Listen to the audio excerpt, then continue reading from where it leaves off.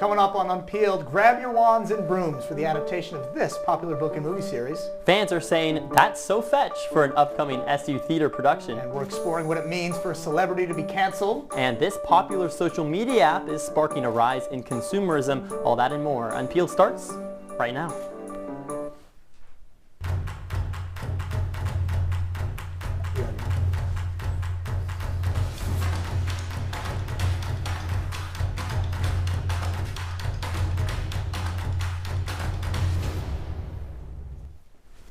Welcome to a brand new episode of Unpeeled. I'm Rob Gabrik. And I'm Drew Albaugh. Now for an update on the Guthries. It has now been more than 8 weeks since Savannah Guthrie's mom, Nancy Guthrie, has gone missing. Despite signs of her abduction in ransom notes and blood on the front porch, Nancy's location is still unknown. And after Savannah Guthrie's time off, NBC announced that the host is set to return to the Today Show on April 6th. In an interview with Hoda Kotb, Guthrie discussed her return, saying, quote, "I will have joy, and my joy will be my protest. My joy will be my answer."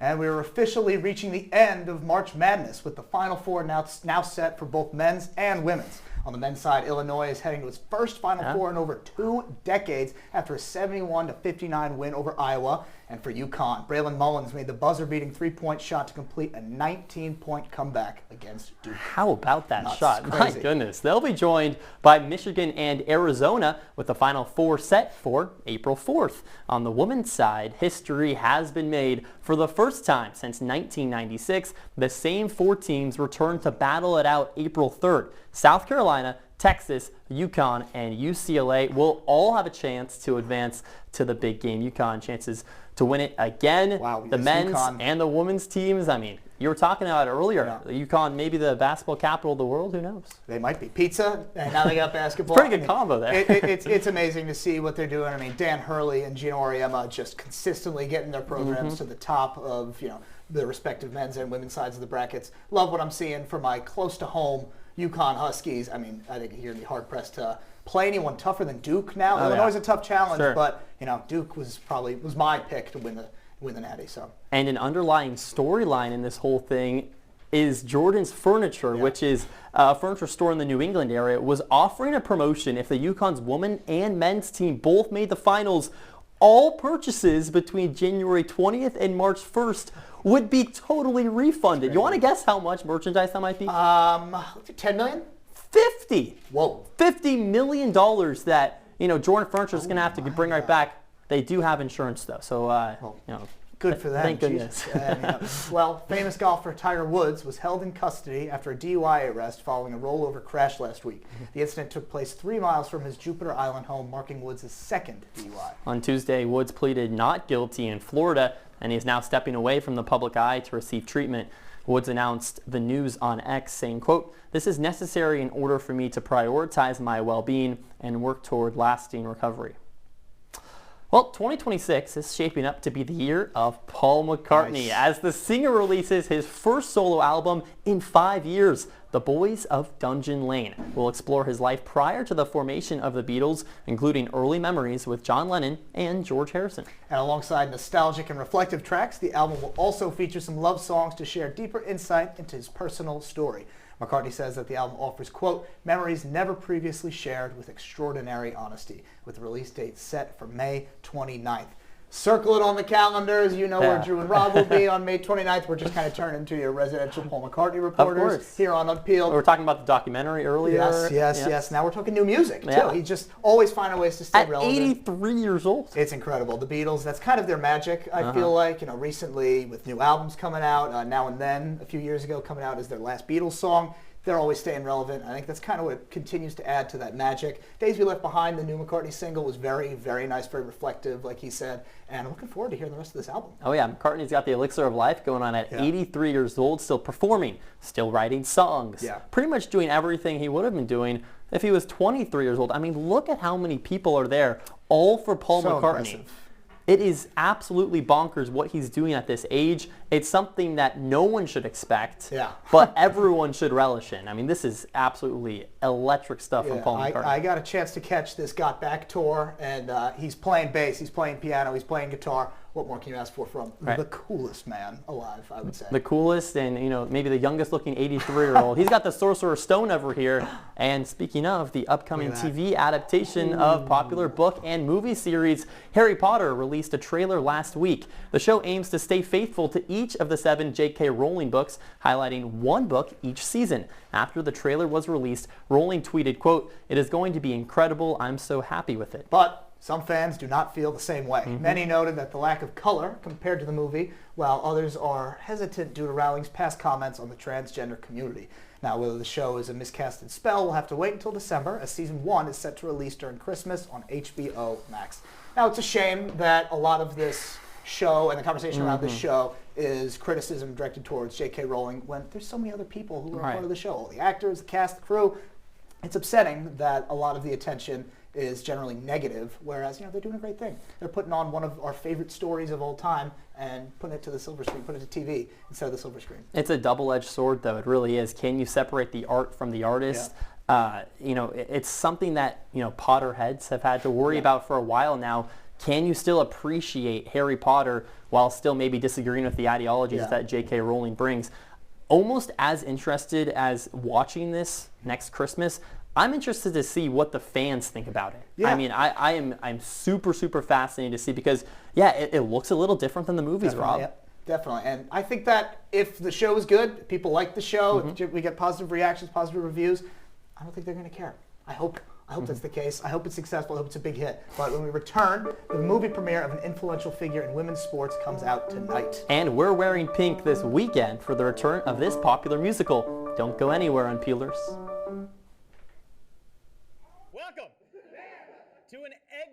Welcome to an excellent episode of Live from Studio B.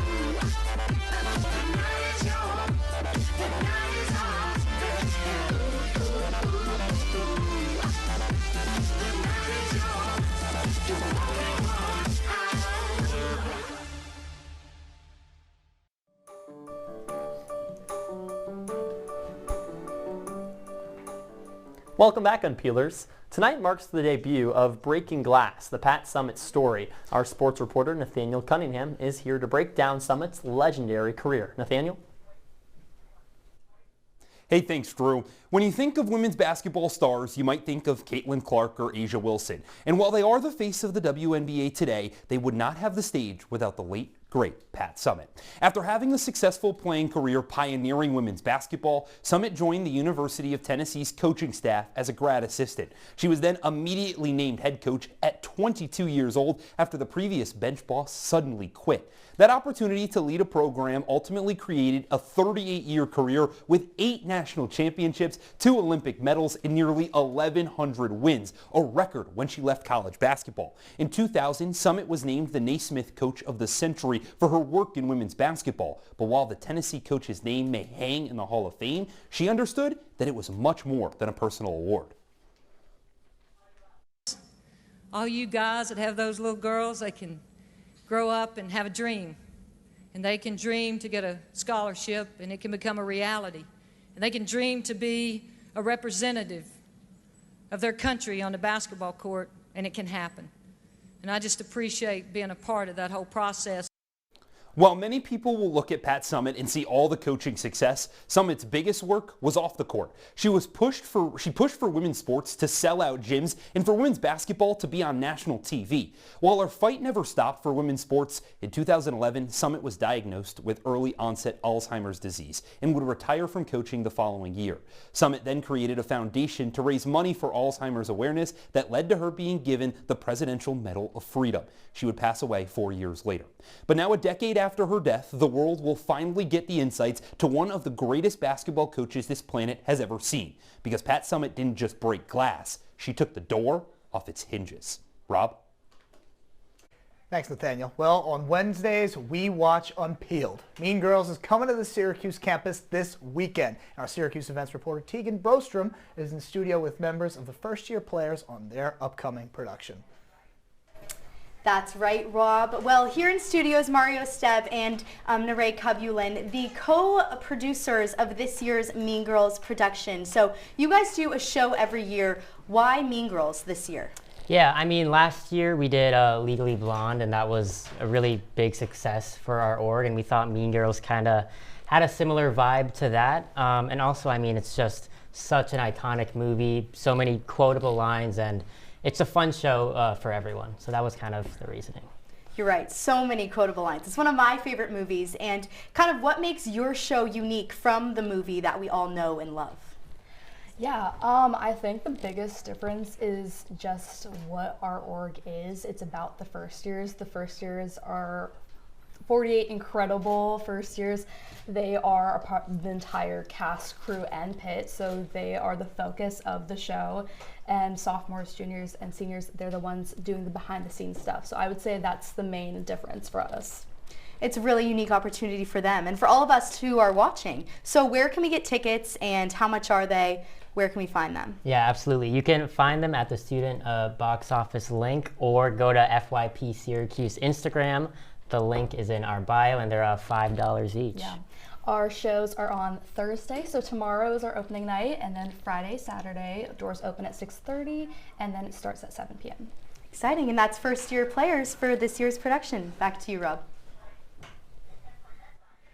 Thanks, Tegan. When we come back, this show is providing representation that seems to be declining in the industry. You won't want to miss it.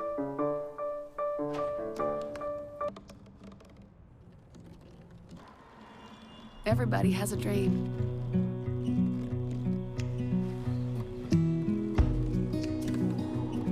Mine was to see the ocean. And with a little help, I made it.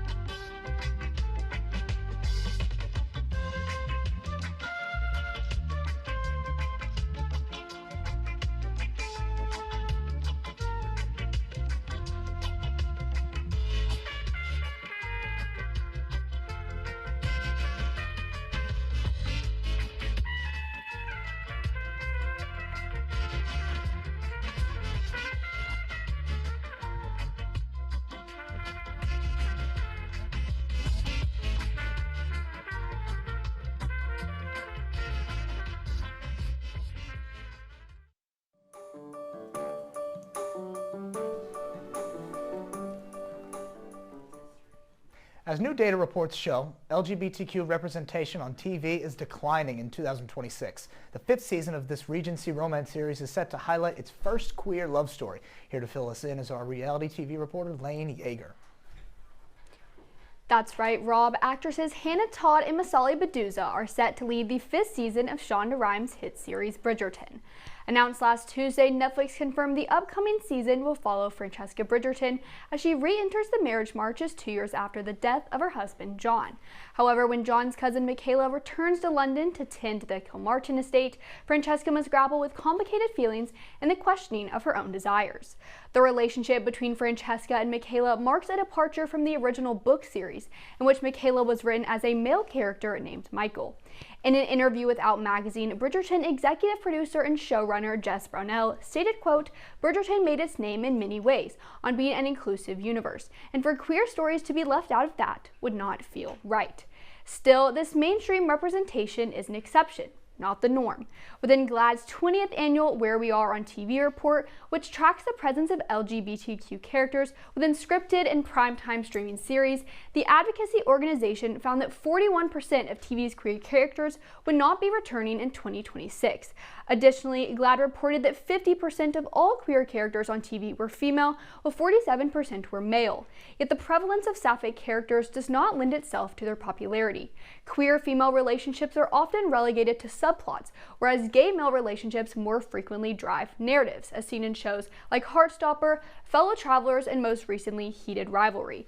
Their subversion of traditional gender roles has attracted large straight female audiences, offering them a glimpse into more equitable relationship dynamics. But even as these critically acclaimed shows advance representation for queer men, they simultaneously underscore the limited visibility of LGBTQ women. While a release date for Bridgerton Season 5 has not yet been set, the season promises to prioritize queer female representation and redefine the romances that consistently take center stage. Drew, back to you. Thanks, Lane.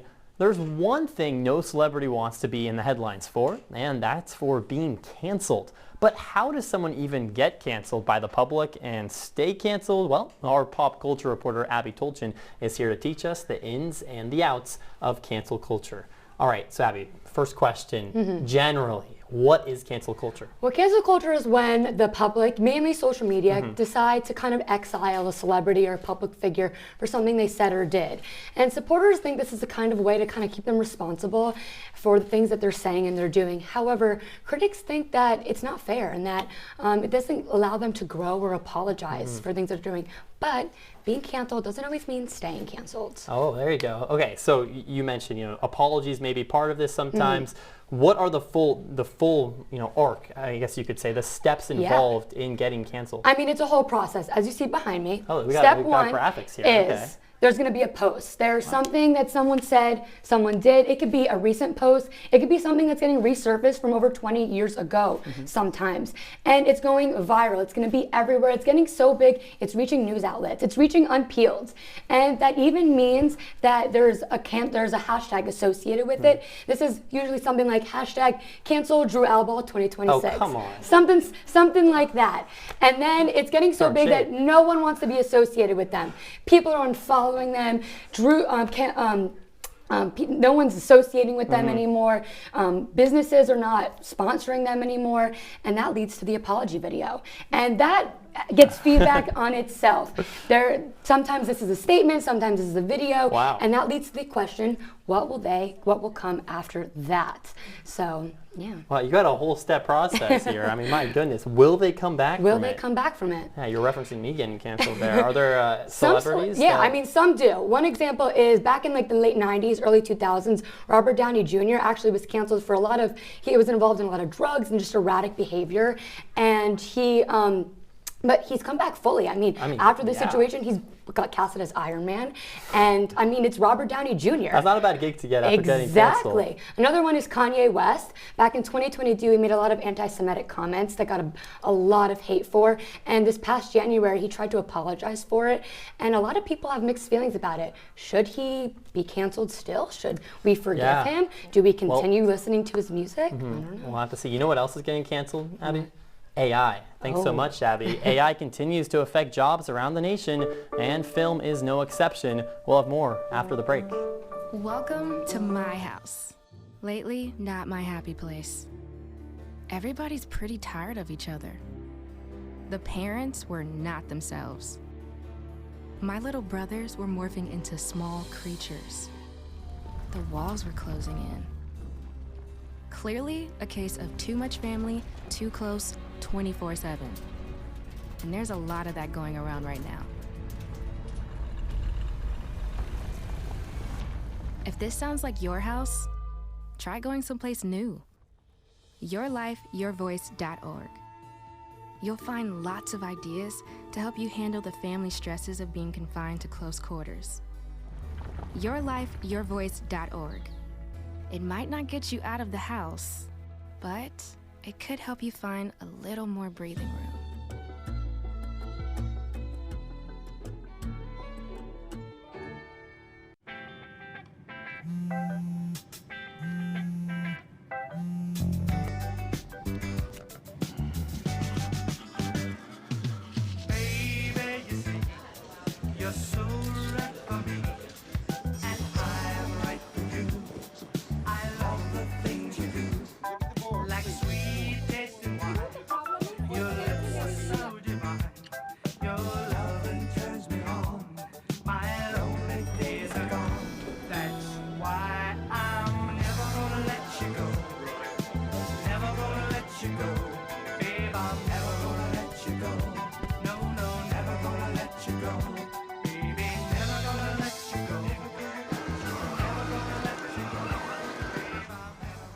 Here you go.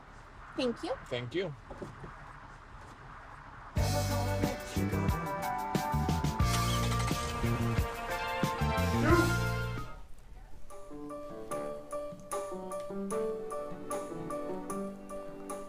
Welcome back to Unpeeled. The film industry is facing a major shift. Artificial intelligence is transforming how films are produced. Our industry reporter Cami Brummer and our film reporter Sophia DeStasto are here to tell us how this is impacting the industry. Thanks, Drew. Yes, thank you, Drew, so much. AI is emerging as a new revenue driver across the film industry. Industry analysts project the global AI market in media and entertainment could surpass $100 billion in the next decade, signaling a major financial opportunity for studios. Studios are already using AI to restore and reconstruct classic films, turning archival content into new commercial opportunities.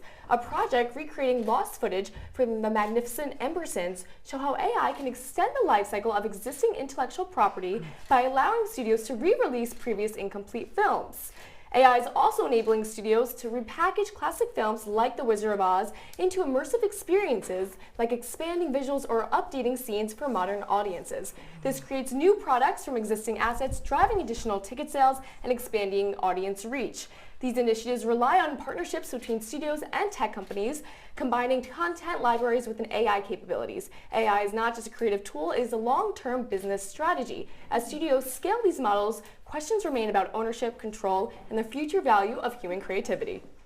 Yeah, that's right, Cami. AI has been changing the way films are made from scripts to screens. Film like The Irishman use AI-powered de-aging technology to make actors like Robert De Niro appear decades younger, while in Rogue One it used AI and CGI to recreate the late Peter Cushing on screen. And looking more recently, Indiana Jones and The Dial of Destiny use similar tools to digitally de-age Harrison Ford. Some studios are experimenting with fully AI-generated characters and backgrounds, so this has reduced the need for large crews or expensive sets. But the rise of AI in film is raising concerns. As the technology continues to evolve, the industry is trying to find the right balance between using AI as a tool without losing that human creativity that makes movies as creative as they are. Now, Cami, I know I was talking about before how AI is impacting jobs, but I think on the other side, it does give studios a chance to use their budget in different ways. 100%. It really does bridge that gap between new and older generations by adapting these films for new viewers. Thank you, guys. Back to you.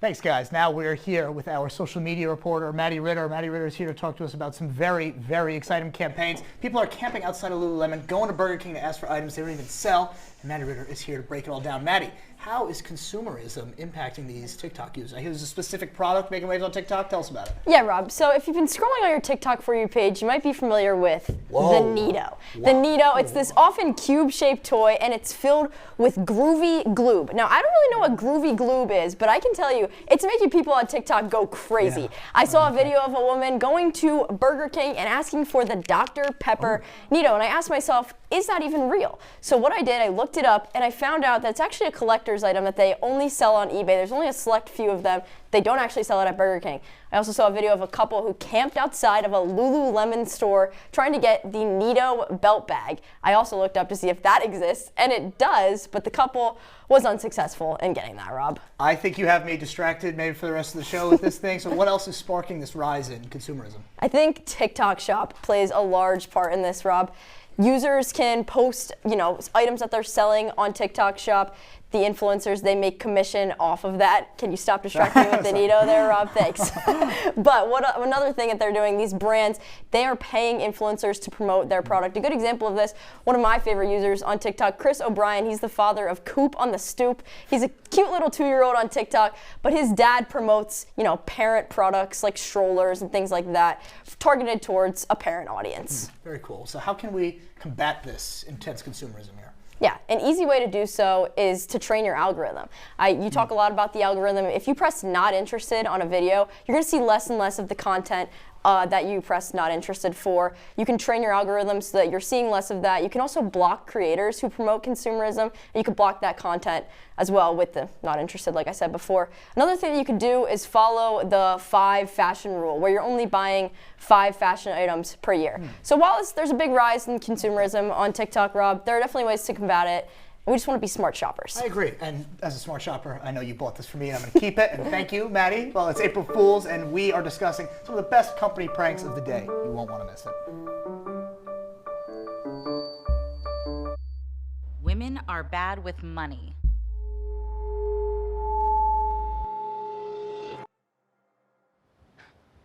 It's what the world's been saying for centuries. But now, we've got something to say. Save it. Save the old-fashioned advice, the empty excuses. It's all worthless, unlike us. To our fellow females, it is time to save ourselves by saving our money. Contributing to our futures, investing in our independence. Until we're no longer 80% more likely than men to live in poverty in retirement. So again, we say to that, save it. The falsehoods, the feelings of fault, then the funds. Learn how to save for your retirement at wesaysaveit.org.